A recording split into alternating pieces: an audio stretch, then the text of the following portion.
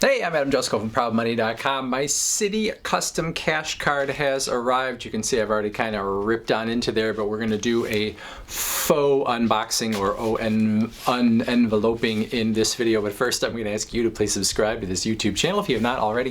And if you have already, I thank you for doing so. So I jumped on that Citi custom cash as soon as I knew it was on the market. And so I'm hoping that I have one of the very first ones in the whole country. Maybe the very first one in the whole country, but probably not. So anyway, we're going to take a look inside. All right, so as you can see, I ripped it apart with my teeth like a wolf in a leg hold trap. Let us see what is in here. Let's see what I saw when I opened it the first time, since this is the second time. So mostly pretty boring stuff here. It's sort of the run-of-the-mill things up here. Obviously, I did some blacking out, but it shows you, hopefully you'll be able to see, my credit line of $7,800, and now that I have the card, obviously I can use that whole $7,800, but as I said in the video I did of the review, when you are approved for the card, they actually give you the option to use up to 10% of the credit line that they give you even before the card gets to you. So this is sort of a boring, the thing's falling out here, so we're gonna put that to the side for a second. Kind of boring stuff here on the front end, obviously my name and all that kind of stuff, and not a whole lot from Citi here. They're not working too hard on the presentation end. Now the card itself is actually on the flip side. And when it is flipped over, there is your card. Now it's not quite as interesting to look at when you see that sticker on there, so let's get that off of there and see how the card looks in general. Now Citi kind of has this same design model going on in their family of cards, so if you've seen one Citi card, in some ways you've seen them all because they're really just variations on a theme in terms of the colorways, if you would like to use that terminology. So obviously it is the blue situation with this card. The double cash is the green, and I think there are some gray ones. I'm trying to catch it right there with the light. Hopefully you can see that now.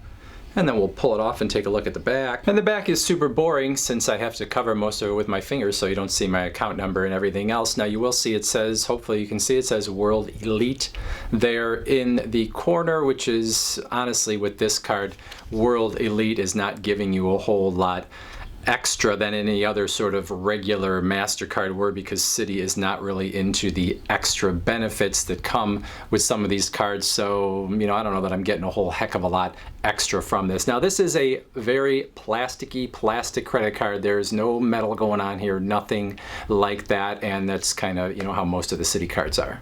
Now a lot of the rest of the paperwork here from Citi is actually kind of boring, even though it's kind of thick, and it makes you think that maybe there would be something interesting in there. I'm going to go online in a second and show you the new setup though, because as far as I can tell, at least from last time I went online, there is a whole new setup showing the multiple cards that I have with Citi and some other stuff that wasn't there last month when I paid my bill, and it's a little bit interesting, so we'll look at that. Now this stuff I got here, sometimes when you get a new credit card, there will be a page that will tell you a little bit more about sort of the process of your approval, and it will tell you what credit agency they use and sometimes your credit score. As far as I can tell, I didn't get any of that here. The page, again, that I actually got this from, it's not a whole lot more. It's telling you to go use the app and all of that kind of stuff. So most of this other stuff is, you know, interest rates, and then all the other stuff about how interest is calculated and all that kind of stuff. So I got a 13.99% interest rate, which is the low end of the range. If I remember correctly, it's 13.99 to 23.99, so you could get approved at a much higher rate than that. Now this does have also the information about the 0% rate on both purchases and balance transfers for 15 months on there. Again, I'm not quite sure what you can see, but it shows that I have 0% rate on purchases through what, September 24th of 2022, and then I have all the way until, well no, actually I get 15 months on balance transfers if I were to transfer a balance from another card, and I have to do that by October 11th according to this. Now, if you were someone that got this card and you were thinking about doing a balance transfer, you should know, as it says here on the other side, that maybe I'll be able to show you as well, that, where is it?